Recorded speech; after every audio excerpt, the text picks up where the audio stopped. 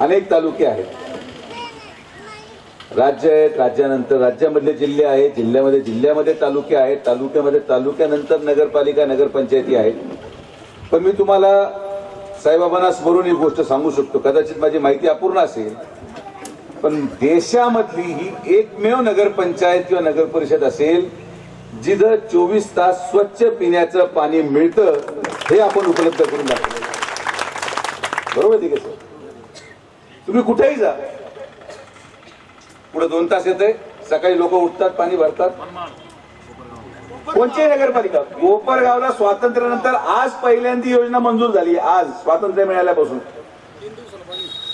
लोकांना 10 दिवस पाणी, 8 दिवस पाणी. नगर महानगरपालिकेला लोकांना 7 दिवस पाणी. आपल्या शिर्डीला रोज स्वच्छ मिळतं. तुम्ही कोणत्याही धर्मस्थळाला जा, तिरुपती देवस्थानला जा, मंदिर म्हणत नाही मी तिरुपती शहर म्हणतो, कारण की मंदिर हे डोंगरावर असल्या कारणाने तिथली रचना आणि शिर्डीची रचना तुलना केली जाऊ शकत नाही.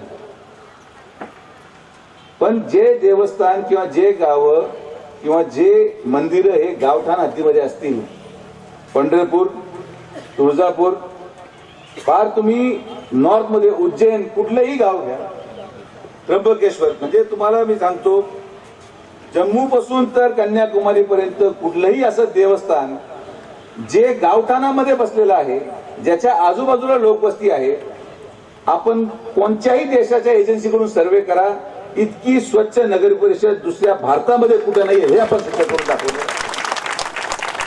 धुमाळीमध्ये माझा फक्त एक सोपा प्रश्न आहे की 30 वर्षापासून एका परिवाराच्या हातात या मतदारसंघाच्या लोकांनी सत्ता दिली, एखादं काम नसेल झालं, पण या परिवाराकडून तुम्हाला कधी त्रास झाला आहे का? कधी खंडणी मागितली, कधी पोलिसांचा वापर केला, कधी तुमचं घर उद्ध्वस्त केलं, कधी तुमचं अतिक्रमण काढलं, कधी तुम्हाला घरातून बाहेर काढलं, कधी कोणीतरी तुम्हाला त्रास देत होता आणि तुम्हाला संरक्षण मिळालं नाही? हे उत्तर काळाची गरज आहे. एक चुकीचा माणूस आपलं पूर्ण शिर्डी उद्ध्वस्त करू शकतो, लक्षात ठेवा.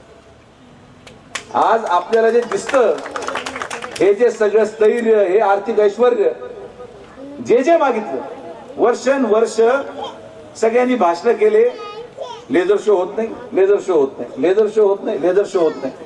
शिर्डीमध्ये जागा विकत घ्यायला पैसे नव्हते. आपण तुमच्या आशीर्वादाने या राज्यामध्ये 2 नंबरचं पद मिळाल्यानंतर महसूल मंत्री झालो. आपण जवळपास किती रुपयाची जमीन नगरपालिकेत दिली सांगा? 100 कोटी रुपयाची जमीन फुकट नगर परिषदेला दिली. आता 1 रुपया पण घेतलेला नाही, 100 कोटी रुपयाची जमीन. त्या 100 कोटीच्या रुपये जमिनीमध्ये काय केलं आपण? 40% जमिनीवर अर्ध्या गुंठ्याचे प्लॉट पाडून शिर्डीमध्ये जे लोक 15 वर्षापासून राहत आहेत पण त्यांना स्वतःचं घर नाही, त्यांना तिथं जागा देऊन घर बांधणार आहोत, हे आपण करून दाखवलं. आणि उरलेल्या 22 एकरामध्ये आपण 40 कोटी रुपयाचा थीम पार्क मंजूर केला. त्याचं भूमिपूजन लवकर होईल, त्याचं टेंडर आता आम्ही फ्लॅश करत आहोत. आणि त्या थीम पार्क मध्ये साईबाबांच्या जीवन चरित्रावर 7 प्रसंग आपण असे निवडलेले आहेत, ज्या लेझर शोच्या माध्यमातून भाविकांना दाखवलं जाणार आहे. त्याचा मी व्हिडिओ लवकरच 15 दिवसामध्ये माझ्या युट्यूब चॅनलला टाकणार आहे. संस्थांमध्ये रोजगाराला मर्यादा आहे. प्रत्येकाला वाटतं माझा मुलगा संस्थांमध्ये लागावा, प्रत्येकाला वाटतं माझा मुलगा नोकरीला लागावा. पण हा नोकरीचा प्रश्न सोडवण्यासाठी कित्येक वर्ष कोणाची मागणी नव्हती. आजपर्यंत मला एकही अर्ज असा नव्हता ज्यामध्ये कोणी आम्हाला विनंती केली की खासदार साहेब किंवा दादा किंवा नामदार साहेब तुम्ही इथं MIDC आणा. कोणी मागणी नाही केली आजपर्यंत. कधी भाषणामध्ये मुद्दा होता आमचा? आपल्याला संधी मिळाली, 500 एकर जमीन 1 रुपया न खर्च करता MIDC कडे वर्ग केली. त्या 500 एकरामध्ये 200 एकर 1000 कोटी रुपयाचं डिफेन्स क्लस्टर आपण मंजूर केलं. त्याचं काम सुरू झालं आणि त्याचा चमत्कार पहा की त्या डिफेन्स क्लस्टरमुळे 200 एकर आपण डिफेन्स क्लस्टरला दिले. ज्या दिवशी मी ही घोषणा केली की 200 एकर डिफेन्स क्लस्टरला जाते, उरलेले 300 एकर भैया 15 दिवसात वाटून संपले, 15 दिवसात. आणि त्या MIDC मध्ये किमान 60,000 लोक नोकरी करणार. मला काल फोन आला मंगळवारी, माननीय नामदार साहेब मी पण प्रयत्न केले, पण साहेब टाटा सन्स किंवा टाटा कंपनीच्या मालकाला भेटणार आहे आणि त्यांच्या माध्यमातून MIDC ची गुंतवणूक करून आपण टाटाचं ट्रेनिंग सेंटर इथं MIDC मध्ये आणतोय, ज्यांनी की आपल्या मुलांना प्रशिक्षण मिळेल. 60 कोटी रुपये ऍडिशनल कलेक्टर ऑफिसला आणले. आता ऍडिशनल कलेक्टर ऑफिसचं बांधकाम सुरू झालं. आता आपल्याला नगरला जायची गरज नाही. आपले सगळे कामं इथंच होतात. हेच ऍडिशनल कलेक्टरचं ऑफिस आपण इथं निर्माण केलं. आणि नुसतं ते निर्माण केलं नाही, त्या 60 कोटीमध्ये 10 कोटी रुपयाचं एअर कंडिशन नाट्यगृह आपण बांधतोय, ज्याच्यामध्ये आता नाट्य प्रयोग, म्हणजे हे जे तुम्हाला रोज राजकारणामध्ये दिसतात ते नाटक नाही. जे नाटक प्रशांत दामले, अशोक सराफ, हे जे मराठी सृष्टीचे नाटक असतात, इव्हेंट असतात, हे त्या नाट्यगृहामध्ये करता येतील. किती वर्षापासून एक नाट्यगृह आपण बांधू शकलो नाही, जमीन नव्हती म्हणून. पण आपण ती जमीन देऊन नाट्यगृह केलं. तिथे शेजारी एक मंगल कार्यालय आपण बांधतोय. जे मंगल कार्यालय जेवढे अल्पभूधारक आहेत, जेवढे पिवळे कुपनवाले असतील, त्या सगळ्यांच्या मुलांच्या लग्नासाठी ते मंगल कार्यालय मोफत दिलं जाणारे, 1 रुपये न घेता. आता मी त्यांना प्रशासकीय मान्यता आणून दिली. कालिका नगरमध्ये जे आपलं फ्लावर मार्केट होतं, फ्लावर मार्केट नाही सॉरी, भाजी मार्केट, विकली भाजी मार्केट, तिथं आता मी त्यांना परवानगी आणून दिली. टेंडर फ्लॅश केला असेल त्यांनी, काय करून आलेत माहित नाही. पण 6 कोटी रुपयाचं आपण एक कवर्ड भाजी मार्केट तिथं डेव्हलप करतोय. मटन मार्केट डेव्हलप होतं आणि त्याच्यावरती एक मंगल कार्यालय हॉल बांधणारे, की कालिका नगर आणि त्या परिसरामध्ये राहणाऱ्या प्रत्येक गरीबाला याच निकषाप्रमाणे त्याच्या मुला आणि मुलीच्या लग्न करण्यासाठी त्या मंगल कार्यालय मोफत दिलं जाणार आहे नगरपालिकेच्या मार्फत. हे पण आपण केलं. सर्वसामान्य माणसाच्या प्रश्नाची जाण ही कोणाकडे आहे हे तुम्हाला सांगायची आवश्यकता नाही. प्रश्न अनेक आहेत, पण प्रत्येक प्रश्नावर जे राजकारण केलं जातं, फुलांचा विषय आहे. साईबाबांवर चालू होणारे फुलं लोक दोन्हीकडूनही बोलतात. एक जण म्हणतो की हे जे फुलं आहेत, या फुलांमधून यांची अगरबत्ती तयार होते, बरोबर. मग आता मला सांगा, जर फुलं बंद ठेवले आम्ही, तर मग आमची अगरबत्ती कशी चालणार? साईबाबांच्या समाधीवर फुलांचा विषय हा माननीय उच्च न्यायालयाने त्यांच्या निर्णय कक्षात बंद केला. कंत्राटी कर्मचाऱ्यांचा तसाच प्रश्न. 1.5 वर्षापूर्वी संस्थांनी ठराव केला की 598 लोक परमनंट करायचे. फक्त हायकोर्टाच्या मंजुरीसाठी तो प्रस्ताव तिथं द्यावा लागत होता. 10 लोक कोर्टात गेले, म्हणे आम्हाला मान्य नाही. 1.5 वर्ष केस चालली. 1.5 वर्ष केस चालून 1.5 वर्ष वाया गेले आपले. आबा 1.5 वर्षानंतर कोर्टाने काय सांगितलं की हे आमच्या कक्षात बसत नाही, हे इंडस्ट्रियल कोर्टाच्या कक्षात बसतं, तुम्ही तिकडे जा. 1.5 वर्ष गेले आपले. की आज काम करत असताना आता या भागामध्ये माझ्या मते आबा एकच प्रश्न राहिला तुमचा, तो हा डीपी रोडचा. त्याला 35 कोटी रुपये प्रांताच्या अकाउंटमध्ये आहेत. मी 2 तारखेला माननीय मुख्यमंत्री महोदयांकडे जाणार आहे. याच्यावर जे काही टाउन प्लॅनिंग मध्ये मुद्दे प्रलंबित आहेत ते मार्गी लावून हा डीपी रोड आपण डेव्हलप करणार म्हणजे करणार. रस्ता थांबला नाही पाहिजे. काही लोक दुखी होतील, काही लोक सुखी होतील. 1-2 लोकांच्या सुखदुःखापेक्षा या शिर्डीची जनता सुखवली पाहिजे, ही भूमिका आपली आहे. शिर्डीचा विकास होणं आपली भूमिका आहे. लक्ष्मीनगरचा रस्ता अनेक वर्षापासून प्रलंबित आहे. त्यांना आपण या शिर्डीच्या प्लॉटवर घरं देऊन तो रस्ता पण आपण लक्ष्मीनगरचा पूर्ण करणार आहोत. शेवटी परमेश्वराच्या कृपेने संधी मिळणं फार आवश्यक आहे. 30 वर्ष आपण आमदार राहिलो, 22 वर्षानंतर आपण या जिल्ह्याचे पालकमंत्री झालो. प्रत्येक वेळेस आपल्याला कृषी किंवा पणन, परिवहन, गृहनिर्माण, पण महसूल मिळाल्यामुळं आज जे महसूलचे प्रश्न असतील ते महसूलचे प्रश्न आपण सोडून करायचं काम केलं. चांगलं काम केलं, सकारात्मक काम केलं. आणि मला विश्वास आहे की जे काही प्रश्न मी तुम्हाला सांगतो बाबा, की हे जे तुम्ही मंदिराचा दर्शनाचा प्रश्न मांडला, संस्थांचे प्रश्न खरंच कधी सुटतील माहितीये? ज्या दिवशी त्या संस्थांवर शासन, ज्या दिवशी संस्थांच्या बॉडीवर शासन अराजकीय व्यक्तींची नियुक्ती करायला सुरू करेल, त्या दिवशी संस्थांचं चित्र बदलेल. तेव्हा जोपर्यंत हे संस्थांची बॉडी ही पुनर्वसनाचं केंद्र म्हणून पाहिलं जाणार नाही. कोणी ग्रामपंचायतला पडलं का ट्रस्टी करा, कोणी आमदारकीला पडला का ट्रस्टी करा. अरे तुम्ही करा ना, सुधा मूर्तीला अध्यक्ष करा, काय अडचण? एवढे मोठे मोठे प्रख्यात लोक, त्यांना कुठलाही आर्थिक स्वार्थ नाही. ज्या दिवशी, परत मी सांगतो, तुम्ही फरक पहा, ज्या दिवशी संस्थांमध्ये आर्थिक स्वार्थ नसणारे लोक विश्वस्त होतील, त्या दिवशी तुमचा दर्शनाचा प्रश्न सुटेल, लोकांचा प्रश्न सुटेल. आणि हे पण तुम्हाला सांगतो की चुकीचा माणूस आल्यावर त्याला तिथं न बसून देण्याची जबाबदारी पण आमचीच आहे, ती आम्ही पार पाडणार, शेवटपर्यंत पार पाडणार. मला त्याच्यामध्ये कोणाला आरोप करायचा करू शकतो, पण चुकीचा व्यक्ती या शिर्डीमध्ये येऊन जे सामाजिक सलोखा आम्ही एवढ्या वर्षांमध्ये निर्माण केला तो बिघडवण्याचा प्रयत्न करत असेल तर ते त्याला पण बंदोबस्त करायची जबाबदारी आमची आहे. तिच्या नगरपंचायतीमध्ये किंवा याच्या हद्दीच्या जवळपास जसं मला परवडत तसं गोरगरिबांसाठी स्वतःचं हॉस्पिटल इथं टाकणार आहे. ज्या तक्रारी येतात त्या साईबाबा हॉस्पिटलच्या, साईनाथ हॉस्पिटलच्या, त्या तक्रारी माझ्याकडून सुटू शकत नाहीत.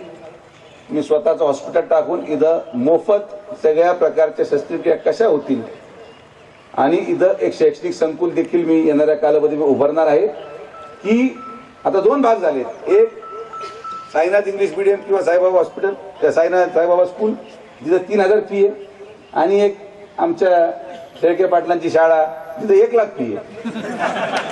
म्हणजे 3000 आणि 1 लाखामध्ये काहीच नाहीये, मतलब मार्गच नाहीये. आपण शैक्षणिक संकुल उभारून योग्य ते फी करून 10,000, 15,000, 20,000, पण त्याचं शैक्षणिक दर्जा आपण महाराष्ट्रातल्या सगळ्यात चांगल्या शाळेचं ठेवून इथं शैक्षणिक संकुल उभारतो. माझ्याकडे लोक जेव्हा नोकरीचा अर्ज करतात म्हणतात सध्या मी पण बेरोजगार आहे, मी आता नोकरीच्या शोधात आहे. त्यामुळे तुम्ही आणि मी एकाच कक्षेमध्ये आहे. एखादा माणूस तिकीट घ्यायला मागायला येतो, एखादा सरपंच पडलेला असतो, त्याच्या घरी जाऊन पण तेच मी त्याला सांगतो, तू माझी सरपंच झाला, तुला लोकांनी पडलं, मी माझी खासदार आहे, तुझं दुःख मी समजू शकतो, तू निवांत बस, कामाला लाग. किती लोक आहेत जे निवडणुकीला पराभूत झाल्यानंतर 6 महिने दिसत नाहीत. कोणी दुःखात असतं, कोणी संध्याकाळी बसलं का 2 दिवस हटत नाही. एवढी दुःखातून बाहेर यायला प्रत्येकाचा आपला आपला मार्ग असतो. मी पडलो, दुसऱ्या दिवशी मी इथं ईदगाह मैदानावर होतो, इथं शुभेच्छा द्यायला. आणि शेवट एवढंच सांगतो की या शिर्डी विधानसभा मतदारसंघाच्या पूर्ण बॉर्डरवर मी तुम्हाला आवर्जून सांगतो, जर इथं कोणीही धर्माच्या नावावर आणि जातीच्या नावावर द्वेष पसरण्याचं काम केलं तर मग तुमची गाठ माझ्याशी आहे, हे तुम्हाला मी स्पष्ट सांगतो. इथं कुणीच असुरक्षित नाहीये, इथं कोणाला संरक्षणाची गरज नाहीये, इथं हिंदूंना गरज नाही, इथं मुसलमानांना नाही. वर्षानुवर्ष आपण एकामेकाबरोबर राहिलोय, आज अचानक का संरक्षण पाहिजे? नाही तर ती जातीचं जे काही विष काही लोक पसरवण्याचं काम करतात, अजिबात नाही. आपण समृद्ध आहोत आणि शिर्डी मतदारसंघ हे उदाहरण देशाला पाहिजे की हे एकमेव मतदारसंघ आहे की आपण साईबाबाच्या भूमीमध्ये आहोत. ज्या साईबाबांनी कधी धर्म आणि जातीमध्ये भेदभाव केला नाही, त्या साईबाबांचे अनुयायी म्हणून आपण तो संदेश पूर्ण देशामध्ये पोहोचवण्याचं काम या शिर्डीमधून झालं पाहिजे. एक सक्षम चांगलं काम करणारा माणूस या सगळ्यांचा बळी झाला आणि विकास मागे ठेवून माझा पराभव झाला. हे जर करायचं असेल तर कधीच विकास होऊ शकणार नाही. मुद्द्यावर राजकारण झालं पाहिजे. आणि जे बोलतात त्यांना पण हा प्रश्न विचारा की बाबा ठीक आहे, आम्ही तुम्हाला पण मतदान टाकायचा विचार करू, पण मला एक गोष्ट सांगा, आता आम्हाला इथं चारी आमची खांदायची आहे, JCB लागतो, 1 लाख रुपये देता का डिझेल? देता का? पहा ना, हे बाकीचे सगळे लोक इनकमिंग साठी राजकारणात आहेत. आम्ही एकमेव परिवार आहोत जे आउटगोईंग साठी राजकारणामध्ये आहोत. कोणीही काही मदत मागितली, कुटुंबाचं काम करत असताना आपण या गोष्टी जपल्या पाहिजे. जे काही विषय असतील ते आपण आपसात बसून सोडवले पाहिजे. साईबाबांच्या या पावन भूमीमध्ये आपण जन्माला आलो, हे आपलं भाग्य आहे. आणि साईबाबांचा प्रत्येक संदेश आपण तो तितक्याच आत्मीयतेने तंतोतंत पाळायला हवा, ही भूमिका आपली सगळ्यांची असली पाहिजे. तर हे सगळं सोडा, हे महाराष्ट्रामध्ये देशामध्ये हे सगळं चालत राहील. आपल्या भागामध्ये ज्या दिवशी कुठल्याही समाजाला आणि कुठल्याही जातीला असुरक्षित भावना निर्माण होईल या शिर्डीमध्ये, त्या दिवशी पहिली गोष्ट घडेल ती दंगल होईल. हे एकमेव मतदारसंघ आहे जिथं प्रत्येक जाती धर्माचा माणूस एवढ्या मोठ्या संख्येत, पण कधीही कुठलीही जाती धर्माचा भेदभाव करून दंगल आपण घडू दिली नाही. तरी का घडू दिली नाही? कारण की कधीही कुठल्याही जाती धर्माच्या माणसामध्ये इथं असुरक्षिततेची भावना आपण निर्माण होऊ दिली नाही. आणि ती जबाबदारी फक्त एकटी सुजय विखेची नाही, ती जबाबदारी नामदार राधाकृष्ण विखे पाटलांची नाही, ती जबाबदारी इथं बसलेल्या प्रत्येक माणसाची आहे, समोर पण आणि व्यासपीठावर पण. माझी हात जोडून विनंती आहे, तुम्ही प्रश्न मांडा, आमची जबाबदारी सोडायची. पण हे सगळं जे समाजामध्ये चाललेलं आहे हे योग्य नाही, हे समाजहिताचं नाही आणि ते कोणीही करू नये. निदान माझ्या पाठीमागे असलेल्या लोकांनी तरी करू नये, बाकी ज्याला करायचं तरी करावं. पण मी या गोष्टीचं समर्थन करत नाही, ना कधी केलंय, ना भविष्यात कधी करणार. की हा शिर्डीचा जो विकास पुढच्या 3 वर्षाच्या अंतरावर जी शिर्डी मी पाहतो, जेव्हा MIDC पूर्ण झालेली असेल, जेव्हा थीम पार्क पूर्ण झालेला असेल, जेव्हा ऍडिशनल कलेक्टर ऑफिस पूर्ण झालेलं असेल, जेव्हा या सगळ्या गोष्टी विकसित दृष्टिकोनातून पूर्ण झालेल्या असतील, तेव्हा एकही माणूस, एकाही घरामध्ये असं घर आपल्याला सापडणार नाही ज्यामध्ये तुम्हाला बेरोजगार व्यक्ती सापडेल. हा शब्द मी वापरतो. आपण दिलेलं गरिबांचे घर पूर्ण झालेले असतील, कोणी अतिक्रमणामध्ये राहणार नाही, कोणी नाल्याच्या शेजारी राहणार नाही, कोणीही जाऊन महाराष्ट्र शासन किंवा रस्त्यामध्ये घर बांधणार नाही, असं स्वप्न 3 वर्षामध्ये मी तुम्हाला पूर्ण करून दाखवेल. आणि मी दिलेला शब्द हा सुजय विखे पाटील नेहमी पूर्ण करतो. आतापर्यंत माननीय नामदार राधाकृष्ण विखे पाटील साहेबांनी दिलेला प्रत्येक शब्द हा आपण पूर्ण केला.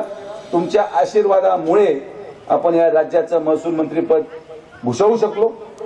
आपल्याला एवढी मोठी संधी मिळाली आणि या संधीचं सोनं आपण सर्वसामान्य जनतेच्या कल्याणासाठीच केलं. एवढंच मला या ठिकाणी सांगायचंय. 1 रुपया न घेता हे लोक आमच्या बरोबर निस्वार्थपणे राहतात. नाही तर इथं अनेक लोक पाहिलेत की कामं करून घेऊन जातात पण कधी आमचे झाले नाहीत, असे लोक आहेत.